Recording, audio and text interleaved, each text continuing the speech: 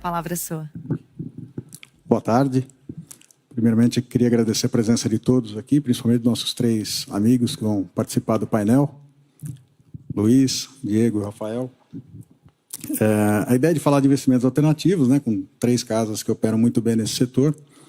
Queria que vocês começassem primeiro apresentando um pouco as casas. Começar com o Luiz. Tudo bem? Boa tarde a todo mundo. Obrigado, Dib, pelo convite, TAG. Bom, sou Luiz Aito, sou um sócio da Quimera. A gente lá é uma gestora de ativos alternativos, né?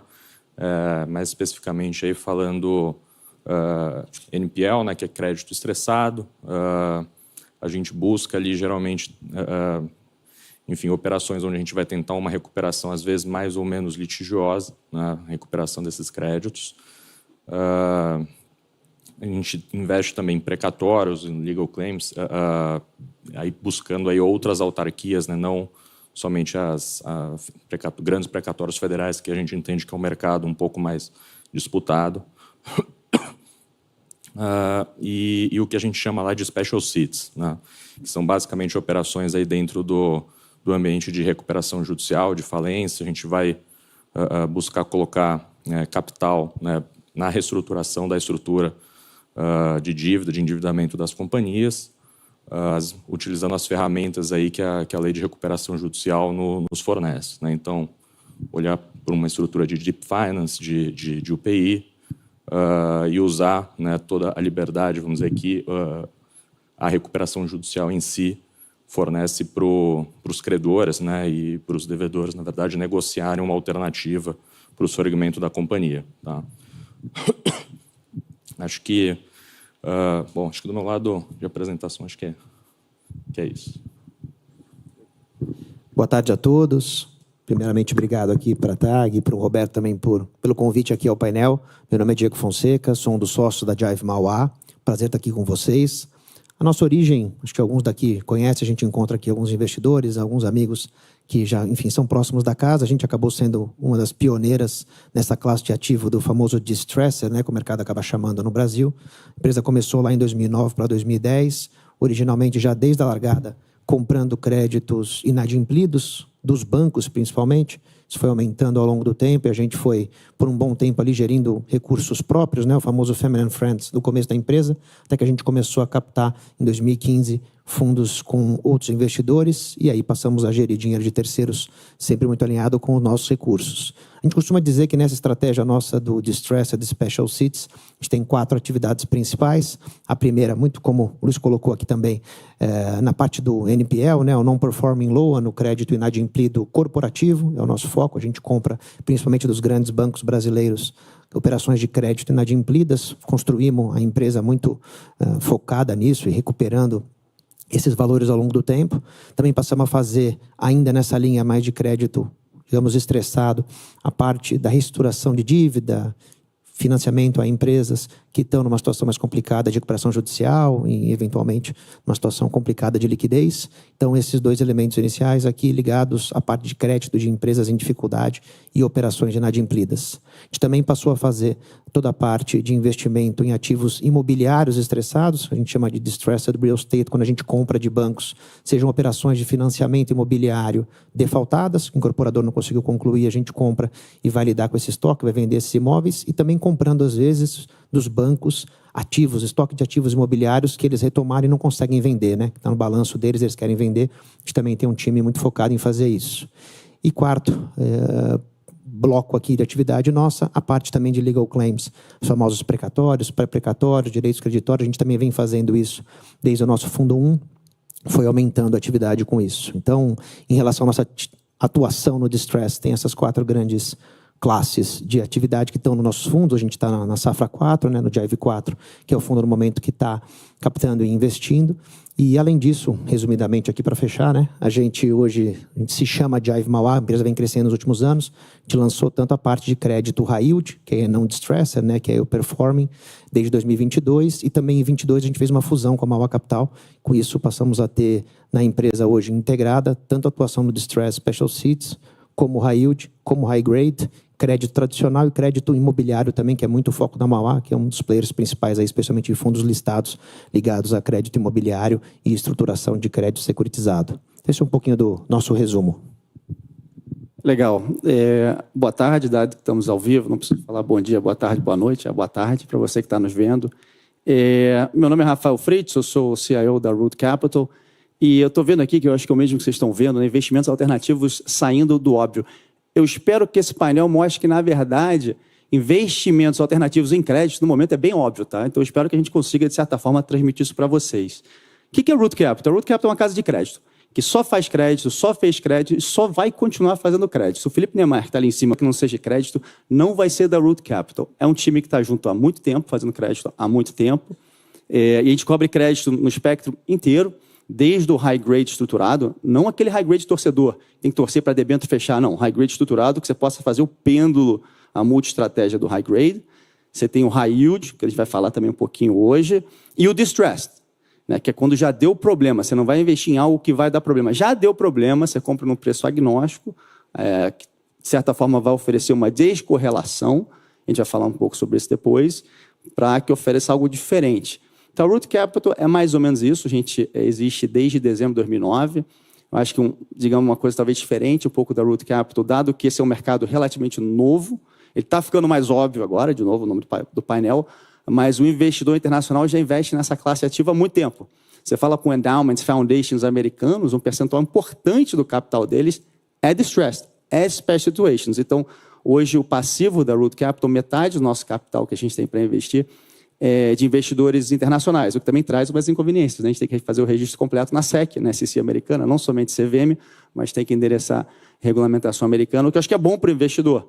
Você traz mais requerimentos de compliance e tudo mais. Então, basicamente, o que é a Root Capital? Uma casa de crédito que só faz crédito e só vai fazer crédito, oferecendo assim um produto bem focado, com uma equipe que só faça isso sem nenhum conflito de interesses internos para os nossos investidores, buscando algo descorrelacionado com os demais investimentos da casa e agnóstico a ciclos macroeconômicos, né? No Brasil, todo dia não, isso foi ontem, mas a cada 2, 3 anos você tem uma crise, a cada 4 anos tem uma eleição animada que a família briga no WhatsApp. Esse é o Brasil. Então, o que a gente tenta oferecer são produtos que sejam agnósticos a ciclo macro e político através de crédito. Legal, obrigado.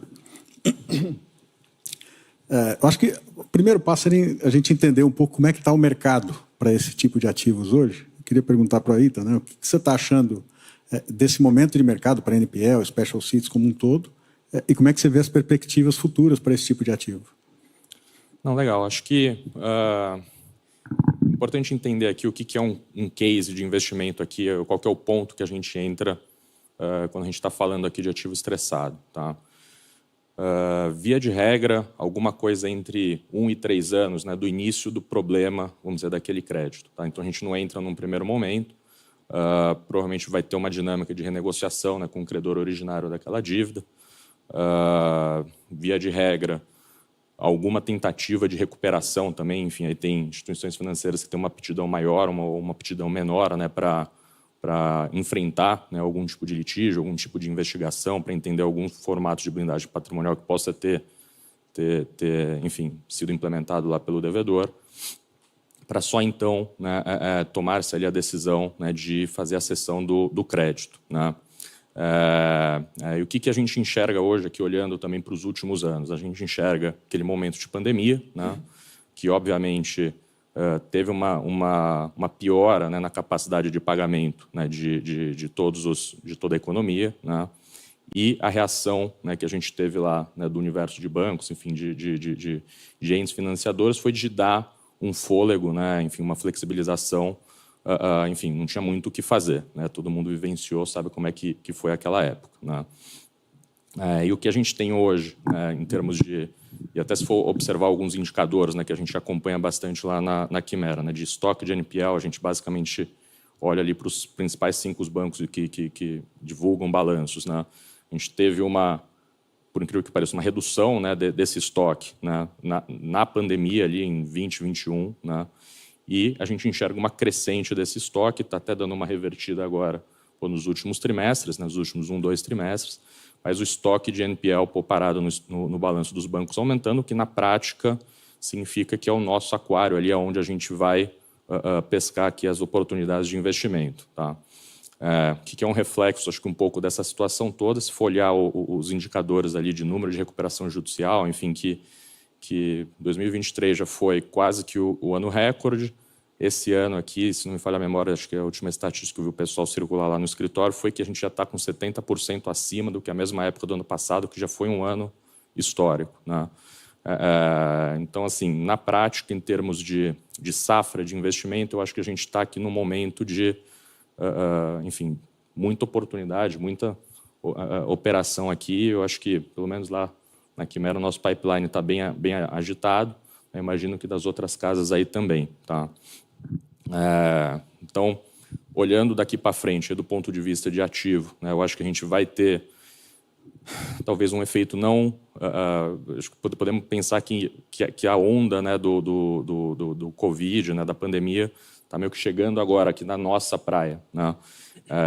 Eu acho que o formato dessa onda ela é mais uma onda um pouco menos intensa e talvez mais longa, né, em termos de prazo, né, do que na época da pandemia a gente imaginava, vai todo mundo quebrar de repente. Né? Na prática não foi isso o que aconteceu, né, por essa conjuntura toda aqui que eu acabei de comentar. E eu acho que a nossa leitura é que vamos ter alguns bons anos aqui em termos de aquário bastante cheio para pescar as oportunidades. Né?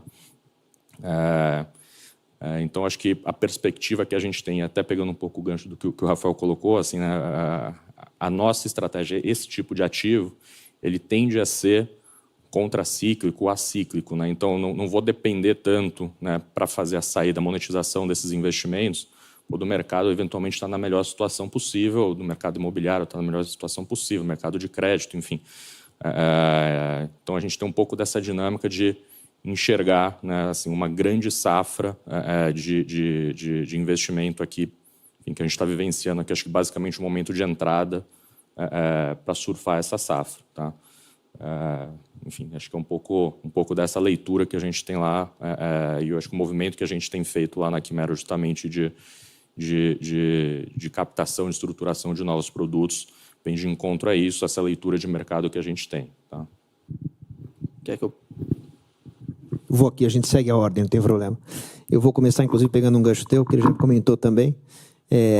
No Brasil, fatalmente, a gente pode ter de 3 em 3 ou 4 em 4 anos, mas tem um ciclo, né, de problema, aí troca governo, aí dá problema de novo, aí mete na política monetária, fiscal, seja o que for, e você acaba tendo uma consequência de inadimplência muito grande. Então, a gente tem ciclos, e claramente mais rápido até do que lá fora, né? Que são mercados que às vezes têm ciclos de 10 anos, 12 anos. Aqui eles são mais curtos. E um dos nossos grandes desafios aqui como gestores, né? Como é que a gente está com o capital em mãos para conseguir fazer os investimentos no timing razoavelmente correto, né? A questão é que quando a gente está com um momento muito bom para investir, normalmente é aquele momento em que o investidor está mais preocupado, está mais inseguro, a crise está mais aguda. Então, a gente sempre precisa conseguir tentar acertar aqui o ponto no qual a gente está buscando capital para ficar pronto para quando estiver no lugar pior ou piorando, você também ter dinheiro para conseguir fazer os grandes investimentos. Então, acho que esse é um dos desafios importantes aqui para todos nós, né? A gente tem isso em comum. E olhando o Brasil, os ciclos são mais curtos. Então, até tamanho de fundo, tempo de fundo, etc., são coisas que a gente sempre fica olhando aí com atenção e vai tentando montar de um jeito mais eficiente para o mercado todo. E eu acho que sobre as classes de ativo, o Luiz adiantou muito bem aqui a questão toda do NPL, acho que não precisa dizer, até teve um painel aqui de manhã, já foi bastante falado, a gente assistiu lá no ano passado, o comecinho do ano, a gente estava até conversando aqui logo antes, já com fortes emoções ali com Americanas, depois veio o Light, teve o Nigel, mais meio do ano o Credit Z, mais final do ano o South Rock, e várias outras, inclusive com números recordes aí de novas recuperações judiciais. A gente viu esse ciclo de crédito piorando, a gente já esperava que isso acontecesse, por isso até lançamos nosso fundo no final de 2022 para começar a captar. Então, tem acontecido um ângulo muito importante de oportunidade de recuperação. Ainda tem um tempo, que costuma ser de 1 ano e meio a 2 anos, dos créditos nos bancos serem processados, digamos assim, até o banco estar no momento de vender. Então, os créditos que geraram problemas, né, ou estão aí defaultando nos últimos 2 anos, provavelmente os bancos vão começar a vender no final desse ano ou no ano que vem, nesses índices grandes de crédito inadimplido no balanço deles, como o Luiz bem adiantou. O que a gente tem feito, além disso, e é uma operação até que é pública, recente, a gente pode comentar, é o que a gente fez, por exemplo, no caso de Sequoia Logística. A gente tem hoje oportunidades, os colegas aqui também, obviamente, fazem isso, que é comprar dívidas agora não mais só de bancos, mas sim a mercado de capitais de empresas que têm uma dificuldade de crédito. Muitas delas não só estão no mercado de capitais com dívida emitida local, como também estão listadas em bolsa. Aconteceu bastante listagem, como a gente sabe, durante pandemia, principalmente, na época de juro muito baixo. Então, hoje, uma oportunidade é você também comprar essas dívidas defaultadas, ou quase defaultadas, com bastante desconto, no mercado de capitais local, né, no secundário, muitas vezes, e depois entrar num ciclo de recuperação e fazer uma reestruturação financeira da companhia usando essas dívidas emitidas no mercado e combinando isso com dívidas de banco, né? Então, o play não é mais só você fazer isso via dívida de banco inadimplida, você também tem esse ângulo de comprar em mercado de capitais. E aí eu acho que 2 outros pontos rápidos na nossa visão, para destacar. A gente teve aí a reversão da mudança de regra de toda a discussão dos precatórios, né, lá em 2021, com a famosa PEC dos precatórios na época, ou PEC da tentativa da reeleição, como alguns brincaram, né, naquela época, acabou mudando uma regra super importante, que acho que pegou muito mal para o país, e foi revertida, né, por decisão do Supremo no ano passado.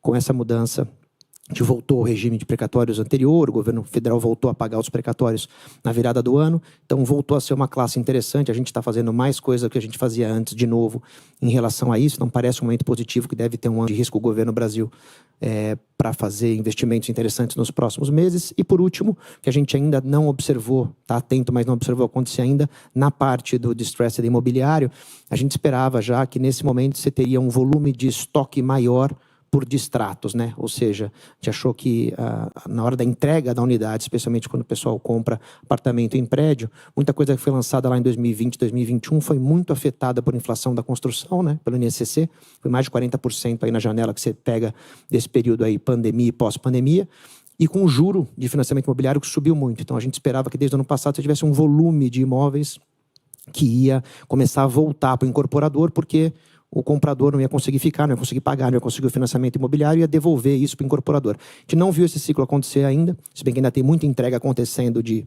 empreendimentos da pandemia ainda esse ano. Vamos ver como é que se comporta. Por enquanto, o mercado parece saudável, as vendas continuam girando um patamar até alto, mesmo com o juro alto. Então, no imobiliário, a gente está mais cauteloso, observando, mas a gente ainda acredita, assim como a gente teve na nossa safra lá de 2018, 2019, que você vai ter oportunidades aí nessa parte toda de financiamento imobiliário defaultado, dependendo como esse mercado se comportar nos próximos trimestres. Acho que, tentando dar uma pincelada geral, era isso, entre diferentes classes. Eu concordo muito com o que foi dito e tentar aqui voltar para a questão do saindo do óbvio. Por que eu acho que é muito óbvio? Tentar pegar dados empíricos. A gente faz distress já há muito tempo, eu faço desde há mais de 25 anos. E quando eu olho para a minha carreira, se tem momentos que são mais interessantes para investir em distress. Existem safras que são melhores que outras. E eu, na minha carreira, eu pego 2 clássicas. A de 2003 e a de 2016. Vocês imaginam por que 2003 foi uma safra maravilhosa para distress? O que aconteceu em 2003? Absolutamente nada. Nada. Mas por que foi interessante? Por que a gente está entrando agora no que a gente acredita ser uma super safra para ativos de créditos estressados? Porque 2023 foi um ano bem complicado para créditos, né? A Americanas quebrou no dia 12 de janeiro de 23. A gente está hoje no dia 15 de maio de 2024. Nenhum banco vendeu a exposição. Você tem lá o Santander, todo mundo. Até mesmo os fundos high grade, que tinham Americanas, provavelmente a grande maioria ainda tem na carteira dos fundos. Então, o Diego falou, demora um tempo para processar, para se vender.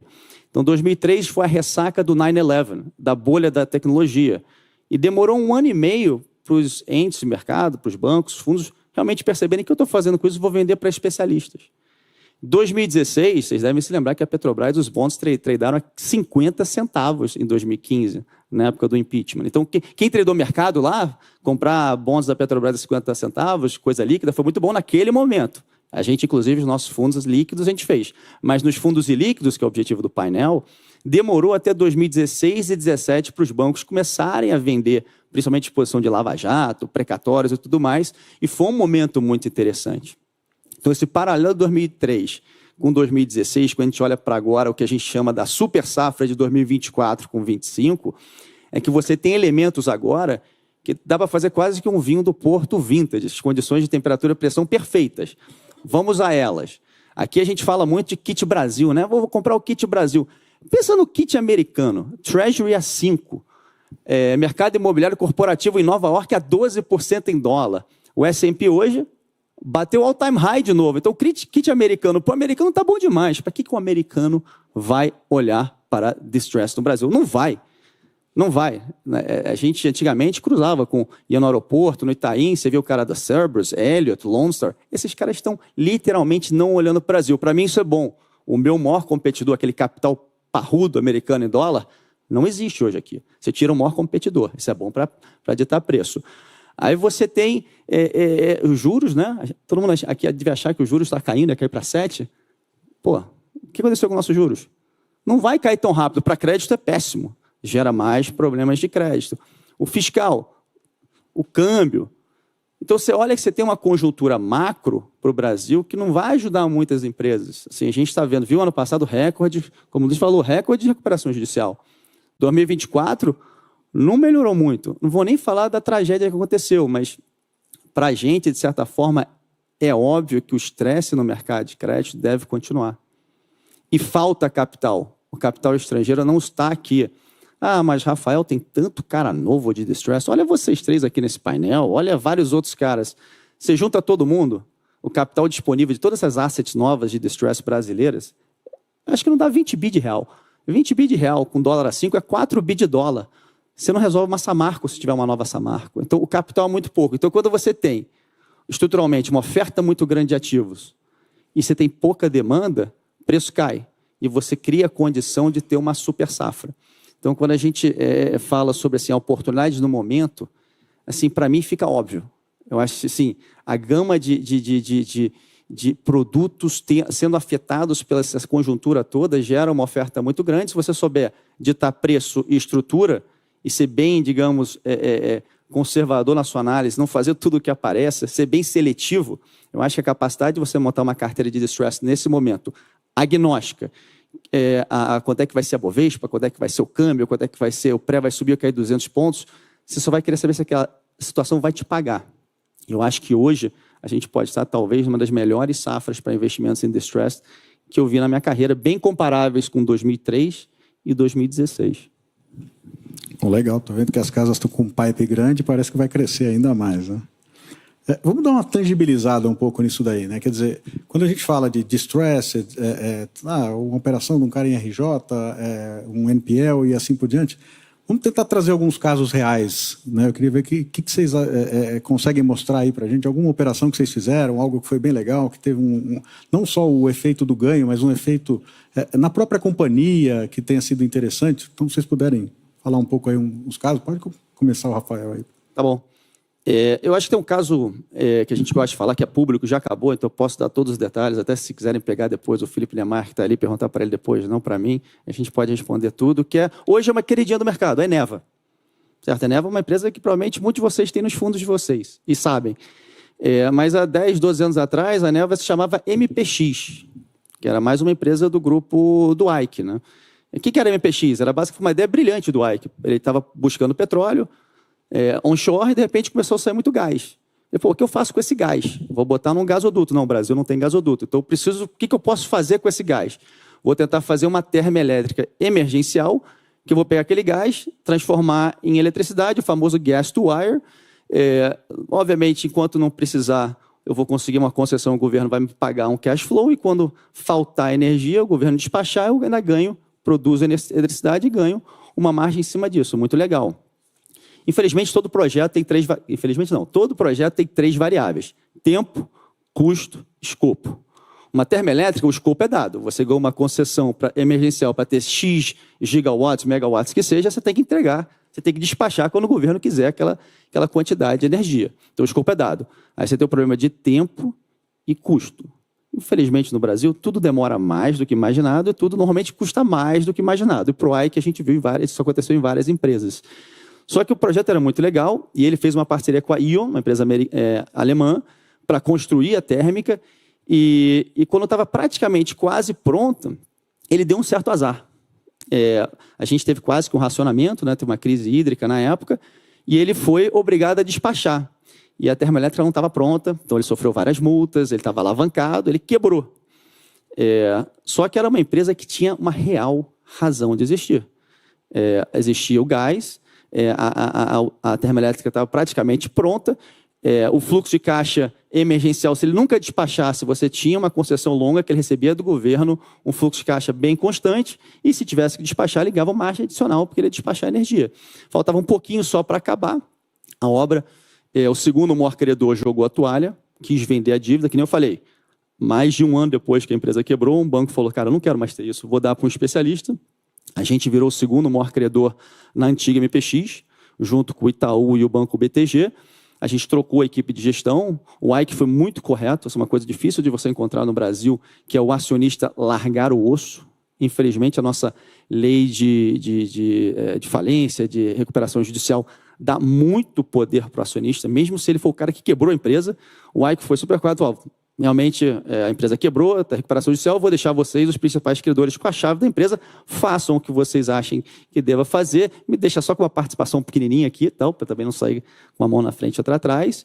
E, de fato, a equipe que assumiu, na época, o Bicudo, o Levi e tudo mais, conseguiram, de certa forma, tirar a empresa daquela inércia, a obra acabou, a empresa... A gente falou, olha, dado que a gente vê muito valor nessa empresa, no fluxo de caixa futuro, dado que era uma concessão muito longa, vamos, então, converter parte da nossa dívida em equity. A empresa era aberta em bolsa, então a gente ganharia parte da nossa dívida em ações. E dado que a gente comprou a dívida do banco com muito desconto, aquelas ações viriam praticamente de graça para a gente. Praticamente não, viriam de graça para a gente. E o plano de recuperação judicial foi, vamos dar tempo para essa empresa respirar, alonga a dívida que sobra. E dado que, uma vez que a gente conseguiu aprovar esse plano, e o plano dava, dava uma carência de 1 ano, e a empresa continua a recuperar o fluxo de caixa do governo, por ser uma termoelétrica emergencial, obviamente passou a ser caixa positivo, a gente fez um re-IPO para ter mais fôlego para a empresa, e a empresa depois, obviamente, tem a história que vocês podem acompanhar. Então, de certa forma, para a gente ajudou a viabilizar uma empresa que tinha uma razão de existir, isso é importante, a gente só investe em coisa que a gente acha que tem uma razão de existir, senão a gente vai para a liquidação mesmo.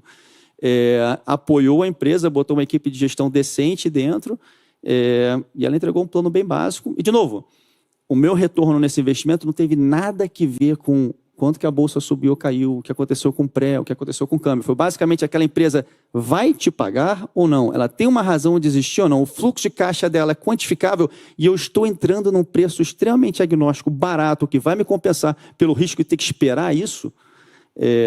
Então, para a gente, assim, foi muito gratificante ter entrado naquela época da recuperação judicial, muito gratificante com uma empresa que tem uma razão de existir importante, energia nesse país, o famoso gas to wire, que é limpo, e que hoje é uma empresa que cresceu, que fez novos projetos, e certeza aí que a debênture da Eneva deve estar na carteira de muitos de vocês.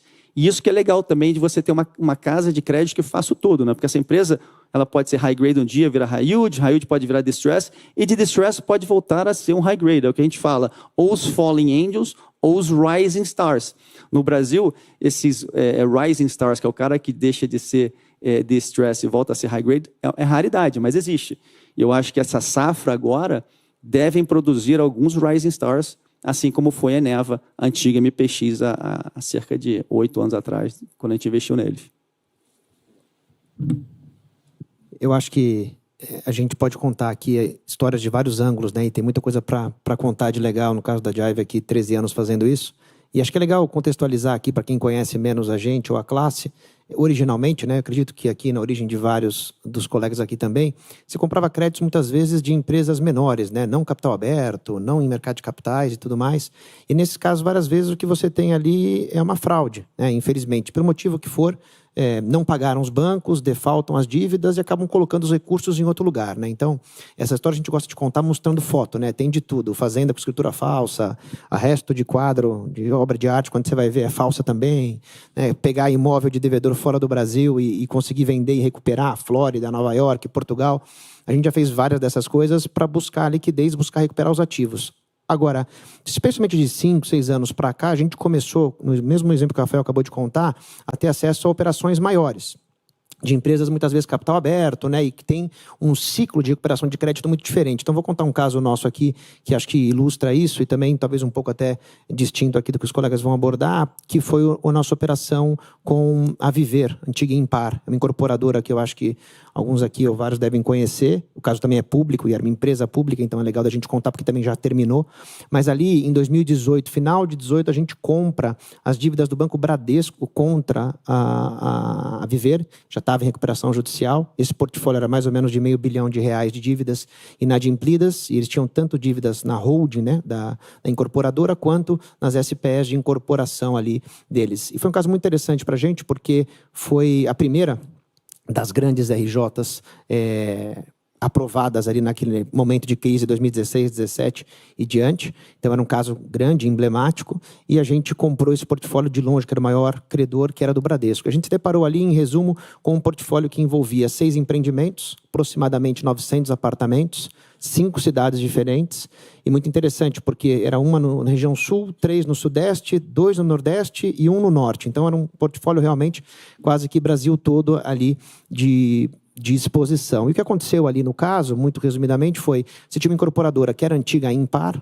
muito referência, especialmente na cidade de São Paulo, em fazer incorporação de alto padrão. Aqui atrás da gente, por exemplo, Rua das Olimpíadas, um dos principais mixed use prédios que tem ali, empreendimentos, foram eles que fizeram 15 anos atrás, então era muito habituado a fazer prédios urbanos de padrão mais alto, e a companhia, enfim, trocou o controle, fez a IPO, foi buscar crescimento, e assim como várias outras, acabou indo mais para um lado de habitação popular, lançou Minha Casa Minha Vida e lançou em várias capitais do Brasil ao mesmo tempo. Não só capitais, como cidades também grandes de interior de estados. Então, ali ela não conseguiu, estourou custo, trocou management, não conseguiu recuperar e vai para a recuperação judicial. Qual foi o nosso ciclo aqui, né? O que a gente fez? A gente buscou, a gente entrou na companhia, comprou os créditos, converteu, né, nos termos da recuperação judicial, em uma parte ali importante de equity, e recebemos esse estoque de 900 imóveis quase, para a gente poder limpar e vender. O que quer dizer esse limpar e vender, né? A gente tem uma situação em que, muitas vezes, você tem ali aquela SPE, aquela empresa de incorporação, tem um portfólio que não foi concluído, e os apartamentos ali ficam bloqueados. Você imagina que o comprador comprou e pagou, muitas vezes, algumas parcelas em relação àquele apartamento, a incorporadora para no meio do caminho, a recuperação judicial não termina a obra e não entrega. Esse fica naquele limbo, né? E quem não recebeu sua unidade, não recebeu seu apartamento, muitas vezes processa a incorporadora que não entregou o projeto no prazo ou paralisou a obra, e às vezes processa o próprio banco que financiou a obra, que está com a placa lá na frente, sabe aquela placa que a gente vê na frente do empreendimento? Isso cria um bolo, né, de discussão judicial, de contencioso, como a gente chama, muito grande, e é um pipinaço para os bancos, que eles também querem se livrar disso. Então, a gente recebe isso, essa massa de processos, esses empreendimentos com esses apartamentos para resolver, e a companhia para tentar ajudar a salvar. E, nesse caso, a gente conseguiu fazer. Então, ao longo de 2 anos, a gente primeiro foi para o conselho da companhia, trocamos o management, apoiamos ali a troca do management, e começamos a fazer resolução de vários desses passivos, limpar o passivo da companhia. Nos empreendimentos que a gente conseguiu, fomos liberando apartamentos, fomos vendendo esses apartamentos, entregando aqueles que estavam comprados e os compradores quiseram permanecer e receber o apartamento, e fomos diminuindo esse problema. Até que a gente conseguiu, 2 anos depois, que a companhia estava com o que a gente chama o balanço virado, né, o seu patrimônio líquido era negativo, a gente desvirou o balanço, ela conseguiu reduzir muito seu endividamento, fez vários acordos, entregou vários apartamentos, a gente bancou algumas obras que faltavam, o final delas, e a gente conseguiu tirar a companhia da recuperação judicial, e aí a gente, depois de um tempo, vendeu nossa posição das ações que a gente tinha em bolsa, porque era uma companhia listada, e saímos do investimento aí com retorno muito bom. Isso foi um caso do nosso fundo 2. Então, e foi um caso importantíssimo para a Jive, porque a gente montou pela primeira vez uma operação nessa escala, com essa quantidade grande de imóveis, com um time muito dedicado para essa parte de recuperação de crédito ligado a imobiliário, e é um case aqui, acho que importante, que ilustra como você pode fazer isso no Brasil de vários jeitos diferentes. Tenho certeza que o Luiz vai trazer outro aí que complementa como é que a gente faz operações mais exóticas, né, no meio desse mercado todo. Vou contar um caso aqui de uma empresa, que é uma empresa industrial aqui, não consigo abrir o nome da companhia, mas é uma empresa industrial. Basicamente ela tinha algumas plantas, tá, em algumas localidades, estava em recuperação judicial, ela já tinha passado por um processo de assembleia, já tinha aprovado um plano, e estava já descumprindo, já estava inadimplindo o plano de recuperação que havia sido aprovado. E a dinâmica da companhia assim, ela estava mirando já, né, para uma falência, né, os credores, tinha credor trabalhista ali, sindicatos, etc., que já estavam bastante estressados, né, já pedindo para o juiz, né, convolar lá a recuperação judicial em falência. Tá? Esse é um caso que até estava quase que passando um pouco do ponto, tá, do que a gente gosta de entrar, mas a gente conseguiu entender, por dentro daquele ecossistema, que tinha alguns ativos, né, que eu acho que foi um pouco da estratégia aqui que o Diego comentou também. Dentro daquele ambiente, a gente consegue enxergar ativos que são interessantes, e especificamente ele tinha uma planta, um imóvel, né, aqui na Zona Sul de São Paulo, numa região que a gente, né, tinha entendido ali que era uma fronteira de desenvolvimento imobiliário. A gente viu ali diversas das incorporadoras de média e baixa renda, né, lançando um monte de empreendimento ali na região. Então, partindo, vamos dizer, dessa leitura, né, de que tem ativos, né, dentro daquele ecossistema ali que faziam sentido para a gente começou a estruturar uma operação e que, basicamente, o que a gente conseguiu colocar de pé ali, esse caso é legal porque teve vários pontos de entrada ali, o que torna, acho que, o caso bem interessante e completo aqui do ponto de vista de entendimento aqui de como é que a gente atua numa situação dessa, né? Então, a gente comprou os principais bancos, né? Ali tinha, enfim, acho que basicamente todos os grandes bancos aqui do Brasil. Tá? A gente comprou a posição desses bancos, a gente propôs, né, um novo plano de recuperação lá para a companhia, tá, que envolvia, né, duas figuras, né, uma figura de um Deep Finance, né, que o recurso deveria ser utilizado, né, basicamente para pagar quase que todos os credores trabalhistas, quase que todos os credores lá do quadro de credores da companhia, e também para fornecer um capital de giro para a companhia não parar de operar, né, que ela já estava também numa dinâmica bastante complexa, não pagando, né, o que tinha de dívida lá com os funcionários e parando de pagar a folha corrente já também. Então, uma situação bastante estressada. Tá? Então, a gente colocou essa figura do DIP, que também a gente foi o provedor desse capital, né, para a empresa, e colocamos uma obrigatoriedade lá para a companhia, né, vender aquele ativo que a gente tinha interesse, né, num formato de uma UPI. Né? Uma UPI, enfim, trocando em miúdos aqui, né, colocando no português, é basicamente um formato seguro, né, da gente conseguir comprar algum tipo de ativo de uma empresa que está num nível de estresse bastante relevante. Tá? Então, é um processo de leilão, um processo competitivo, e foi isso, basicamente, o que aconteceu. Né?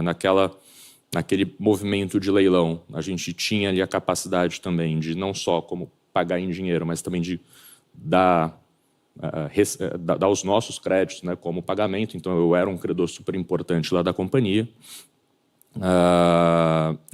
e consegui sair com aquele ativo. Né? No paralelo, né, a gente já estava estruturando um processo de venda já desse ativo imobiliário. A gente conversou lá com as principais incorporadoras, foi até um processo bem concorrido. Né? Isso, para nossa felicidade, a gente conseguiu chamar a atenção ali de diversas incorporadoras. Recebemos 3, 4 propostas lá pelo ativo. A gente acabou optando por uma delas lá que tinha um fluxo um pouco mais curto, né, de pagamento. Na verdade, o principal ponto ali foi que tinha uma proposta que tinha um preço pré-definido. Né? Muitas das propostas que a gente recebeu tinham um formato, né, de permuta, enfim, que eu estaria, de alguma forma, exposto a um risco imobiliário de preço de venda, de curva de venda, que não é exatamente o tipo de risco que a gente gosta de correr. Eu acho que, como o Rafael colocou também da Roots, a gente é uma casa também muito focada em crédito em si, não em desenvolvimento imobiliário. Né? Então, basicamente, a gente teve essas entradas aqui, né? Compramos a NPL, fizemos o DIP, compramos a UPI e saímos com um imóvel que a gente vendeu para uma incorporadora num formato, enfim, saindo desse risco imobiliário, ficando num formato mais de crédito, tinha um fluxo de pagamento para a incorporadora cumprir lá com a gente. No final do dia, né, a gente olhando para trás, né, a gente acha bastante interessante que o imóvel em si, né, virou um mega no empreendimento. Era uma área de 60 mil metros quadrados lá, acho que a incorporadora MRV, né, ela colocou lá, acho que 6 torres, né, naquele imóvel. A companhia em si também conseguiu recuperar, né, a sua atividade, basicamente nesse processo todo, né, ela, vendendo aquele imóvel, ela se desalavancou completamente, né, e conseguiu retomar a atividade, enfim, continuou um pouco tem uma função social que o pessoal fala da companhia, gerando emprego, pagando imposto, enfim, gerando resultado aí para a sociedade, né. Então, acho que um caso, a gente como investidor fizemos um ótimo resultado, né. Isso foi uma operação aí que do começo ao fim deve ter levado aí mais ou menos uns 3 anos. A gente conseguiu um bom múltiplo lá em cima do capital que a gente tinha investido, tá?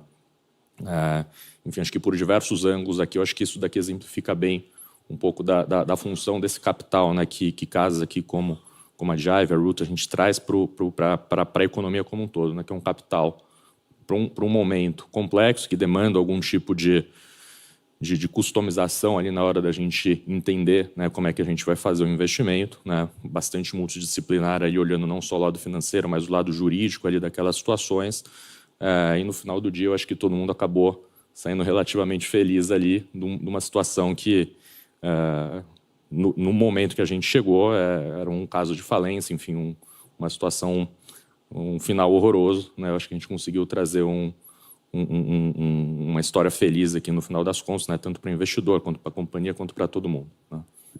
Legal, acho que são 3 casos bem interessantes e pelo que eu analisei aqui, o que une os 3 casos é aquilo que o Rafael falou, que a companhia tinha uma razão de existir. Eu acho que quando você tem isso, você acaba sempre tendo, com certeza, um valor lá na frente que você consegue capturar. Além disso, né, além desse ponto da companhia ter uma razão de existir, pensando agora do ponto de vista dos investidores que estão analisando aqui, quando eles vão investir com vocês em alguma operação dessa de distressed NPL, o Special Situations como um todo, quais são os pontos que vocês acham interessantes que devem ser analisados para que o investidor consiga ter um bom resultado, entrar numa operação interessante? Queria que vocês colocassem um pouco aí o que vocês acham que são os pontos importantes que devem ser analisados para entrar nesse tipo de operação. Pergunta boa. Bom, tem os inimigos usuais, né?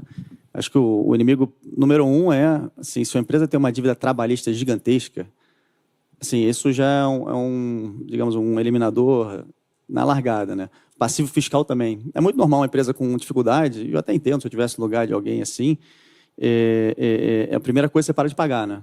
Os encargos, seja trabalhista ou fiscal. Então, do nosso lado, o maior, e o terceiro, desculpa, na verdade, eu vou até dizer que é o maior matador de operação na minha empresa. Não é analista, não é gestor, é o departamento de compliance.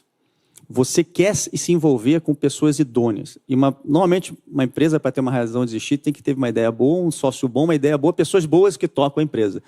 Então, acho que assim, se eu pudesse dar, dado que a gente tem pouco tempo, 3 coisinhas para evitar quando você olhar uma situação de Special Situations, é passivo trabalhista, passivo fiscal e olha o relatório de compliance dessa empresa, dos sócios, dos diretores, do histórico dessa empresa. Eu acho que dá para a gente complementar com o famoso jurídico da coisa, né? Porque no Brasil, realmente, quase tudo que a gente faz vai depender de uma decisão judicial, de uma execução de garantia, de um cumprimento de contrato, um não cumprimento de contrato. Então, falando aqui um pouco óbvio, mas é importante para destacar, Dib, do jeito como você perguntou, com quem esse investidor está investindo, né? Seja um deal específico, uma operação específica, seja escolher um gestor com um fundo que vai fazer várias operações naquele período, naqueles termos combinados. Para nosso mercado, sem sombra de dúvida, você ter uma atuação, uma experiência no lado jurídico super importante. Claro que dá para você fazer isso parte dentro de casa e muita parte também com bons, né, advisors aí legais, bons escritórios, enfim, especializados em cada coisa. É alguma coisa bastante importante. E vamos lembrar que o Brasil é muito grande, né? Nem tudo dá para se resolver contratando só a Faria Lima. Tem muita coisa que muitas vezes você precisa ir no local, precisa conhecer como decide aquelas cortes daquele local, como é que se movimenta a justiça naquela localidade e ter essa proximidade, esse conhecimento, porque senão às vezes você não vai ser aquela história de o mesmo remédio serve em todos os lugares. Embora a lei seja a mesma, o mesmo Código Civil, o mesmo Código de Processo, a gente tem muita interpretação jurídica, né, de juízes, seja primeira instância, segunda instância ou terceira instância. Então, você precisa se adaptar. E a gente costuma dizer lá na Jive que realmente um dos elementos importantes de conseguir fazer Distressed é você conhecer, de fato, o sistema jurídico, como é que ele funciona, na verdade, como é que são as tendências de decisão, porque influencia muito a nossa vida. Eu acho que isso, inclusive, é uma coisa que, muitas vezes, alguns dos estrangeiros que atuaram aqui, como o Rafael bem lembrou, muitas vezes talvez não tenham feito tão bem, ou também traz preocupação, porque é um ordenamento jurídico muito diferente. Para cada país que você vai, para fazer Distressed, principalmente, você precisa entender como é que funciona. E se você errar na estimativa de custo ou de tempo, seja o que for, você pode ter, às vezes, o teu direito no final reconhecido, você pode conseguir aquele bem, conseguir vender aquela propriedade, mas se passou tempo demais, a tua taxa de retorno despenca. Então, realmente, é um fator aí adicional que acho que é muito importante levar em consideração para fazer o que a gente faz. Vou tentar responder a pergunta aqui sobre um outro ângulo. Acho que tudo que o Rafael, o Diogo comentou aqui, eu acho que faz sentido, sim, do ponto de vista de que são as bolas pretas, né? Quando a gente está analisando um caso novo. Mas o que eu acho que é fundamental, né, quando a gente olha, e aí voltando um pouco da outra questão anterior, é importantíssimo a gente conseguir enxergar algum ativo que faça sentido ali dentro daquele ecossistema, tá? E aí, bastante criativo, eu acho, tá? Porque a última coisa que a turma geralmente tem é dinheirinho depositado em conta para eventualmente resolver algum problema de dívida que ele tem, né? Então, a gente tem que conseguir ter sempre uma leitura de ativos aqui, os mais diversos, né? Eu até comento com a turma que começa a trabalhar lá com a gente, pensa, putz, mas será que não é um tipo de atividade aqui que eu vou ficar muito engessado, né? No sentido de ter experiências diversas, de aprender aqui sobre diversos tipos de setores, de ativos, de situações. Falo que acho que é onde a diversidade reina, né? Porque eu vou ter que ter a criatividade, o entendimento, né? Enfim, a paciência para aprender, né? Caso a caso que chega, né? Porque o cara vai ter o espelhinho quebrado, um precatório, uma participação minoritária numa empresa que tem uma briga societária, o ativo imobiliário que eu comentei, né? Era um ativo imobiliário que tinha uma desmobilização de uma planta fabril importante para fazer, que é ultra complexo aqui no Brasil, tinha contaminação no solo. Então, nunca é simples, né, para você conseguir tentar identificar o que tem de qualidade dentro daquele ambiente. Então, acho que a pedra fundamental aqui para a gente engajar, né, num processo de estruturação de algum tipo de operação sempre é conseguir ter uma leitura de onde que está o valor aqui dentro desse ambiente, né? Pode ser numa operação que eventualmente vai voltar a gerar caixa, um ativo exótico, né, que vou chamar de exótico, mas assim que o mercado como um todo tem um pouco mais de dificuldade, um pouco menos de paciência, né, para parar, para entender e para conseguir avaliar. E, obviamente, eu vou ter que trabalhar na monetização, na liquidez daquele ativo, né? Então, eu acho que a atividade, o projeto começa lá quando a gente, né, em determinado caso, bate ali na nossa mesa, a gente consegue identificar esse ativo, né? E aí a gente começa esse processo de diligência, de estruturação para entender dívidas ali que a gente vai ter muita dificuldade de resolver, outras situações, às vezes uma situação ambiental, né? Quando eu estou com um ativo, não é nem que é difícil, é muito difícil a gente conseguir ter uma leitura, foge muito, entra numa especificidade muito grande, enfim, para ler e para precificar aquele negócio, tá? Então, assim, a pedra fundamental é identificar o valor, o ativo que faça sentido, né? E aí, enfim, o processo de diligência, eu acho que vai, lá na Quimera, muito em linha aí com o que o Diogo e o Rafael comentou aqui. Tá? Bom, legal. Acho que está bem claro aí, né, quais são os pontos importantes, o que a gente deve evitar e o que a gente tem que olhar, né, para ver se tem ou não, né? Bom, nosso tempo está acabando, a gente tem um monte de perguntas, a gente podia continuar aqui falando sobre isso a tarde toda. Eu queria, rapidamente, que cada um de vocês falasse, pensando um pouco no futuro, né? Como é que vocês estão vendo a entrada dessas novas tecnologias, né? Falar em blockchain, inteligência artificial, quanto isso pode ajudar nos processos dessas operações de investimento alternativo? E se tem alguma coisa que vocês têm que já esteja em uso, algum exemplo que vocês possam dar?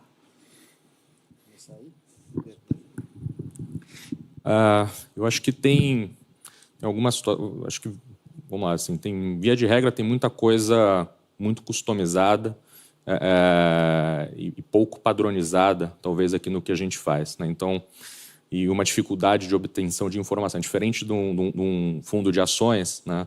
Baixa lá no Bloomberg, eu consigo puxar receita, fazer um monte de múltiplo, montar tabela de comparáveis ali, enfim, com uma praticidade bastante grande. Não é a regra na nossa atividade, na classe de ativo que a gente está acostumado a trabalhar. Onde que a tecnologia ajuda a gente, tá? E tem ajudado já, enfim, no que a gente faz lá na Quimera. Eu acho que tem todo um ambiente de base de dados, né, que mais disperso, eventualmente, do que esse mercado financeiro, vou chamar aqui de mais tradicional, está acostumado. E a gente utiliza já hoje alguns layers de inteligência artificial para conseguir fazer um monitoramento de algumas situações, né? Então, algumas teses que a gente tem lá dentro de casa, ativos mais pulverizados, né? Enfim, todos judicializados ali, para a gente conseguir, né, pôr de forma eficiente, monitorar, né, todos esses processos. A gente usa algumas camadas ali de inteligência artificial. Eu acho que na prospecção de ativos também, quando a gente faz isso de forma ativa, né, para fazer mapeamento ali de processos, enfim, isso daí também é um tema importante que ajuda bastante, né? Então, processo de diligência, eu tenho que ler 1 zilhão de processos trabalhistas lá, né? Então, preciso conseguir entender, de certa forma, uma primeira classificação daquilo tudo, a gente já consegue usar alguma coisa de automação para trabalhar. Não quero ocupar todo o tempo aqui que a gente tem, mas eu acho que, a grosso modo, tem entrado, sim, no nosso dia a dia, né? Automação, inteligência artificial. E eu acho que isso tende a se aprofundar, né, com o tempo, né? Mas a atividade em si nossa aqui são ativos que exigem aí uma customização, uma atenção bastante específica aqui no caso a caso, né? Eu acho que a gente tem avançado bastante, sendo aqui breve, mas pegando o mesmo gancho aqui do Luiz, eu diria que a Jive sempre teve a cabeça de investir em tecnologia como um instrumento importante para a recuperação dos créditos e dos seus ativos, né? A gente fazer pesquisa de bens, por exemplo, e achar o patrimônio daquela empresa, dos avalistas, dos sócios, cruzar informação, achar dados de processo judicial, ver tendência de julgamento, como eu falei aqui, ou, por exemplo, ler matrícula de imóvel de uma maneira mais automatizada para você poder ver cadeia dominial, entender quem são os donos daqueles imóveis, cruzar a base de dados de IPTU, às vezes, conta de luz, etc. São exemplos aqui de muita coisa que a gente faz há bastante tempo. A gente sempre acreditou no investimento em tecnologia como uma parte importante do que a gente faz para buscar informação, ser mais assertiva, mais eficiente na recuperação dos valores dos créditos. Tem evoluído bastante, assim, eu diria que nos últimos, talvez, 5, 6 anos, essa parte, por exemplo, de leitura de documento automatizada e cruzamento de informação aumentou muito. Eu ainda acho que vai ser bem difícil uma inteligência artificial que consiga, com algum grau de acurácia, adivinhar julgamento, né, na justiça no Brasil, porque a nossa justiça é bastante sui generis, né? Dependendo de onde você cai, as tendências são muito diferentes entre si. Não acho que dá para uma máquina tentar adivinhar, numa parte lógica, tudo que os juízes vão acabar decidindo com uma acurácia grande. Mas se chegar nesse ponto, vai ser ótimo. Hoje, o que ajuda bastante é extrair essas informações, compilar isso e ver tendência. Isso ajuda a gente a acelerar aqui, acho que isso aqui vai aumentar cada vez mais. E a gente também tem tentado aprender do outro lado aí, esse universo aí de criptomoeda, especialmente quando alguém quer esconder recursos, né? Como é que você vai atrás disso? Tem grupos, inclusive internacionais, que trabalham sobre isso, a gente participa de alguns deles. É uma nova fronteira, muitas vezes você desaparece com o rastro do dinheiro, né? Então é uma coisa que a gente precisa aprender a lidar melhor. A gente sente que alguns organismos internacionais também estão tentando ir atrás de como fazer isso melhor. Aqui também tem um lado que mexe um pouco com o dinheiro mais do lado criminal, que é complicado também. Então a gente tem que ficar atento nessas novas tecnologias e iniciativas todas para conseguir navegar no nossa busca aí de ativos e recuperação de créditos.